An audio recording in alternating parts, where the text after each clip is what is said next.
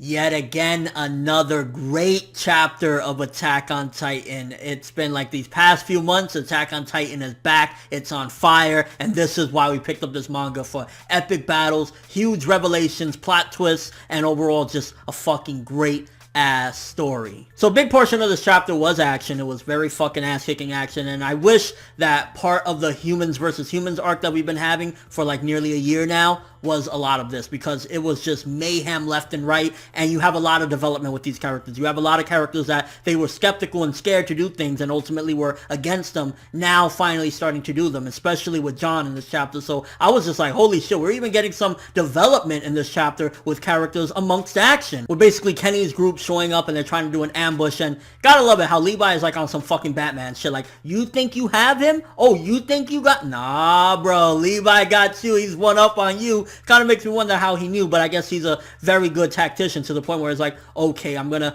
make sure I figure them out. And I think they had like a mirror as well, so they could kind of see what was going on in there. They aren't leaving any stone unturned. Like, they made sure to come prepared, and it was just like, I swear, Levi just was on some Batman shit. Like, I got you before you think you got me, motherfucker. And then the stuff with the giant hall and everything in the walls, it just like has this weird look to it, and I can't wait to see this animated, because I know they're gonna make this look absolutely crazy and gorgeous looking, because it like just looks shiny and everything, and they're fighting in like this gorgeous lit hall or whatever. And as I was talking about the development, for starters, if you remember John, he has not been wanting to do any of this stuff that happened in this chapter. He has not been wanting to kill no one, fight humans. He was just like, I joined us to kill Titans. In this chapter, he finally, you know, manned up, said, fuck it, I have to do this, and he killed a dude.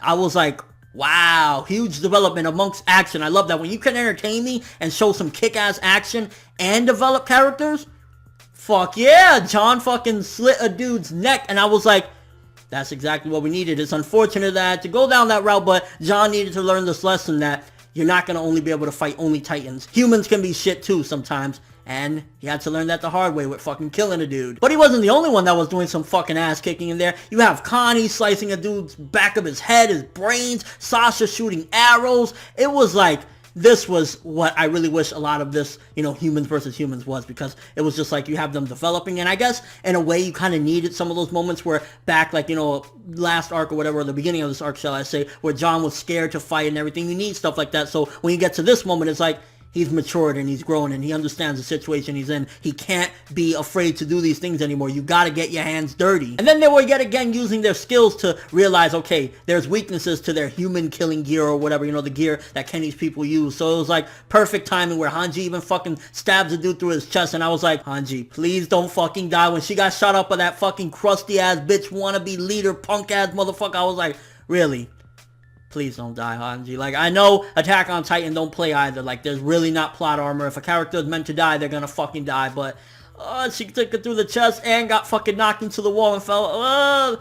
Don't kill Hanji. Please don't. Everyone loved Hanji. Why? And that was a big part of the beginning of this chapter. Really just development and ass-kicking action kind of leading up into them progressing through the cave. But then you have another part of it where we get the revelations. The stuff I personally love amongst all other things in Attack on Titan. The huge, shocking revelations and learning more of the history of this world of Attack on Titan. Because the world building, to me, I find it fascinating in Attack on Titan. It's like, where the fuck did these walls come from and everything? And we got huge bombshells in this chapter yet again. Finding out that 100 years ago, a certain Titan created not only these caves, but also the walls, the three walls, Maria and all them, they were created by a certain Titan. And I'm not 100% sure if Before the Fall kind of falls in line with this, but Before the Fall happened 70 years ago prior to this, the manga, the spinoff or whatever. So if Before the Fall is canon or whatever, then that would mean that Before the Fall happened 30 years after whatever happened, because this was 100 years ago. And it even modified humans' memory. So definitely diving a little more into the supernatural, because, well, Attack on Titan has always been supernatural to a certain degree, because you've always had the Titans, and then you even had humans turning into Titans, but you can see that it's slowly delving more into it as this arc has been progressing. For starters, people being able to modify memories, this giant fucking cave having a connection, you know, so it's definitely diving more into that supernatural element. But wow, like, I'm I'm just glad that we got this shit to find out 100 years ago. This has been a long time in the making, and it kind of makes you wonder, again, if 100 years ago this Titan came and kind of saved everyone, what happened prior to that? Where did they initially come from? It's like, you got a little bit, and then it makes you wonder even more, like, damn, so what does that mean? And what does that mean? And then it all ties into the race family, because we find out basically that they have a tradition. They need to constantly pass it down, the secrets of this world and the, history of everything. So the race family has a huge importance into this. And if you think about it, obviously, from what we know of Eren, he's a Jaeger. He's not part of the race, so he doesn't have that name. So while we've seen him access a glimpse of that power, ultimately, we don't know if he can access the full extent of it, because till now, all they know is that the race can use it. And if anybody else, in their mind, they can't use it, which I honestly wouldn't be surprised if that's bullshit, because what the race said in this chapter, the head dude or whatever, he said only the people that have this blood can truly access it. But if Eren has had already a glimpse of that, and he doesn't even know what the fuck he's doing, don't you think if he actually mastered it, he could potentially access majority of the power? And if you think about it, this chapter also really, like in the past few chapters as well, has really sewn in even back into like the 40s when we first started getting glimpses from like Eren's memory, and he was like, what the fuck is going on, when we saw that black-haired girl. She is a very important character, Freda Reese. She has been very important for almost 20 chapters now, where we started getting glimpses of him thinking like, who the fuck is this girl in this memory? What's going on? It's all tying back now, and I think that was really good planning on Isayama's part. When Eren was getting these flashbacks, it all makes sense now, because all the memories continue to be combined, and since Eren isn't a part of that family bloodline, he doesn't ultimately know how to use everything or access these memories, but it's little by little coming to him, so maybe over time, he can use it. And I ain't gonna lie, I'm a little bit disappointed with Historia. She is just eating out the palm of this motherfucker's hand, listening to everything he has to say, when, for all you know, since Eren has these memories, maybe he's accessing those memories right now, and he can tell Historia, like, there's something off about this dude's story, there's something not right. And if this was 8 years ago and she was 15, then that means she would have had to have been 23 now. If you think about it, it's kind of fucked up, and it also got to make you wonder, why would Grisha attack them and take these powers away when the girl was only 15 years old? So if you think about it, if it's true and everything went down this way, then Grisha went and killed a 15-year-old?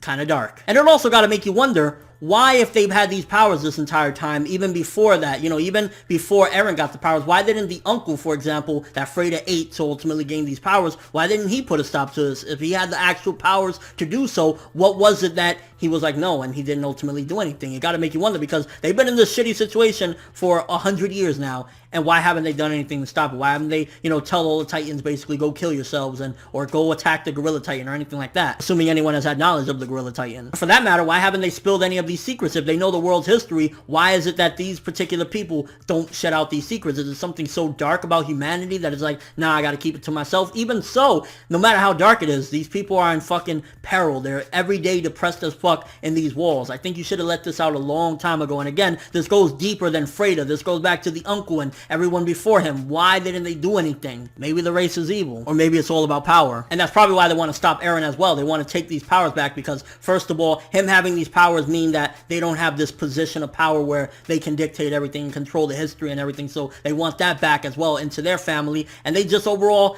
I think a big part of it is politics. They ultimately want to be in power. And it's starting to make me think that once we get out of this, because I highly doubt Eren's gonna die here. Maybe he can get fucked up or something, but ultimately I see Eren living through this. Even if, Historia becomes a Titan, which I could possibly see that. And to be honest with you, the more and more that Historia buys into this dude's bullshit, the more and more I'm kind of like disappointed in the character. It's like, you've been through a lot these past 20 or so chapters, even being kidnapped with Eren. I think she would have known by now and learned by now. So if she ultimately takes the serum on her own will and tries to fight Eren and everything, if he kills her, that's her own fault, because why are you buying into this shit after everything you've been through with Eren? And overall, it's a cool little character. To see her die would be really fucked up. And then that plot twist at the end with Kenny basically saying, so even if I kill this boy and eat him and become a Titan and everything, I can't basically get these powers. So all along, Kenny has been trying to basically be king of the world, so to speak. And the thing about it is, his people that have been following him, I wouldn't be surprised if Kenny knew all about this and Kenny's goal as well, because I don't think Kenny is genuinely evil. I don't know. It doesn't strike me as he's completely evil. I wouldn't be surprised if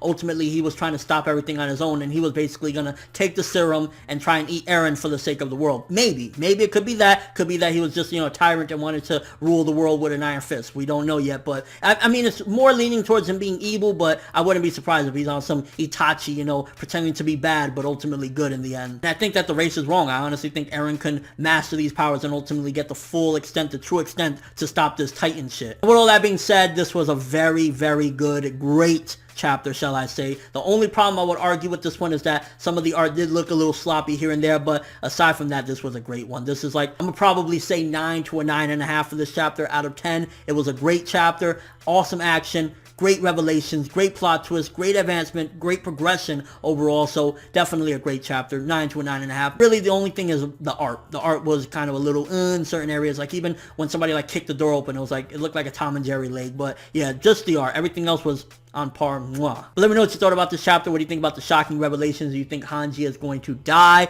What do you think about Eren getting that power? Do you think he can actually access the full extent of it, or the race is telling the truth? What do you think about Kenny? Do you think that he's actually trying to do this, or do you think that Kenny is actually a good person, bad person? Why do you think he wants his power? And your overall thoughts on this great chapter, fucking Attack on Titan, all that shit again that I love. But that's all I have for this review. Thanks for watching. Hope you enjoyed. If you liked anything I had to say or enjoyed the video, drop me a like. I'd greatly appreciate it. And if you haven't subscribed, if you could do so as well, that'd be awesome. I'm ForneverWorld, and as always, people, have an awesome day.